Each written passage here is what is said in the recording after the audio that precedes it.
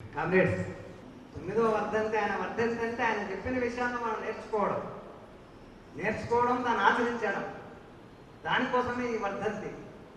కాబట్టి ఆయన ఆ రకంగా ఆ రైతాంగ పోరాటానికి మద్దతుగా ఒక అంతా కూడా విప్లవం అట్లా చేయాల్సిందే నమ్మి చారు మజుందార్ పార్టీలో ఆయన వెళ్ళి త్రికరణ శుద్ధిగా తాను కూడా ఆయుధాలు ధరించి ఆ రోజు ఏం పిలిపించారంటే, ప్రజానీకం అంతా ఈరోజు ఏ స్థాయికి వచ్చిండ్రు అనే వాళ్ళు ఆ 60 ఏళ్ళు నమ్మారంటే, ఆనాడు సిపిఎం నుంచి బయటకు వచ్చిన వాళ్ళందరూ కూడా వాళ్ళు ఏమి నమ్మిండ్రంటే ప్రజలు ఆయుధాలు పట్టుకోవడానికి సంసిద్ధంగా ఉన్నారు,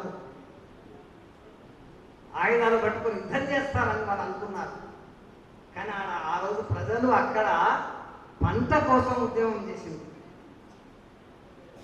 అదే విషయం. అయితే పోరాటం ఏ స్థాయిలో ఉంది అనేది, అది ఏ స్థాయిలోనే ఉందని ఆ రోజు ఏం భావించారంటే, ఆయుధాలు ధరించి అధికారం తీసుకోవడానికి ప్రజలందరూ తయారైనరు అని భావించారు. మన కామ్రేడ్ రవెన్న కూడా అదే తరహాగా భావించి ఆయన ఆయుధాలు పట్టుకొని కూడా ఆయన ఆ మార్పు కోసం ప్రయత్నం చేసింది. కానీ వాస్తవంగా ఆయన ప్రజల్లోకి పోయి ప్రజలను ఆర్గనైజ్ చేస్తుంటే, అంటే ఆ పిలుపు ఏమని పిలిపించారు, ఆ సందర్భంగా ఒక్క విషయాన్ని మనం గుర్తుపెట్టుకోవాలి. చైనా కమ్యూనిస్ట్ పార్టీ కూడా దాన్ని ఏమన్నదంటే వసంత మేఘ గర్జన అన్నది. అంటే నక్సల్ బరిలో జరిగిన రైతాంగ పోరాటాన్ని వసంత మేఘ గర్జన అనేసరికి అది కూడా ఒక పెద్ద ప్రభావాన్ని కలిగజేసి, వాస్తవం కూడా అధికారం కోసమే ప్రజలు ఆయుధాలు పట్టుకొని యుద్ధం చేస్తున్నారేమో అనే భావజాలము అనే ఇది ఆనాడు మొత్తం దేశమంతా కూడా వచ్చింది. దాంట్లో భాగంగా రవెన్న కూడా వెళ్ళి ప్రజలను ఆర్గనైజ్ చేయడానికి పూనుకుంటుంటే ఆయనకు తెలిసింది. ఆయన 1 సంవత్సరం 2 సంవత్సరాలు ఆ ప్రయత్నం చాలా చిత్తశుద్ధిగా చేసిండు ఆయన. కానీ ప్రజలు ఆయుధాలు ధరించి సైనికులుగా మారే పరిస్థితి ఆయన కనపడలేదు. ఇది ఆయన నేర్చుకున్న విషయం. ఆయన చారు మజుందార్ పార్టీలోకి పోయి 1-2 ఏళ్ళు ఆయన ప్రజల్లో పనిచేస్తే ఆయనకి ఏమర్థమైందంటే, ప్రజలు ఇప్పుడే తక్షణమే ఆయుధాలు ధరించి సైనికులుగా మారే పరిస్థితి లేదు అని ఆయనకు అర్థమైంది. అని ఎందుకని లేదు, కారణాలు ఏమిటి అనే అదంతా వచ్చిదేనా, అక్కడంతా పోరాడిన రైతులు అలా పోరాడలేదా అని ఆయన చాలా చాలా ఆలోచన చేసిండు.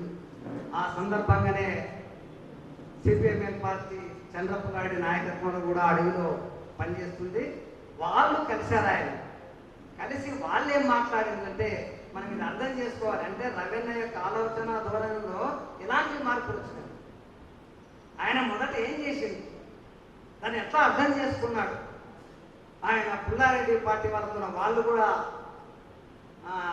సాయుధ పోరాటాన్ని ప్రారంభించాలనే మాట్లాడిన వాళ్ళు ఆయన వాళ్ళతో కలిసి వాళ్ళు ఏం మాట్లాడిందంటే, నిజమే ఈరోజు నీవు అన్నట్టుగానే వెంటనే ఆయుధాలు ధరించే పరిస్థితి ప్రజల్లో లేదు.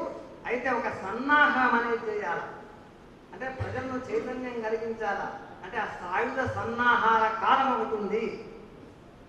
పుల్లారెడ్డి ఏం చేసిందంటే, చారు మజుందార్ ఏం చేసిందంటే, ఇప్పటికిప్పుడే తక్షణంగా జనం ఆయుధాలు పట్టుకొని యుద్ధం చేస్తారు, మనం పిలుపు ఇవ్వడం ఒకటే మన బాధ్యత, వాటికి నాయకత్వం వహించడం ఒకటే మన బాధ్యత అనుకున్నాడు. నిజంగా చారు మజుందార్ నమ్మిందంటే ఆయన అసలు నమ్మి అసలు చేసిండు, అది వేరే విషయం. కానీ వాస్తవంగా చూస్తే జనం ఆ స్థితిలో లేదనేది రవెన్నకు అర్థమైంది.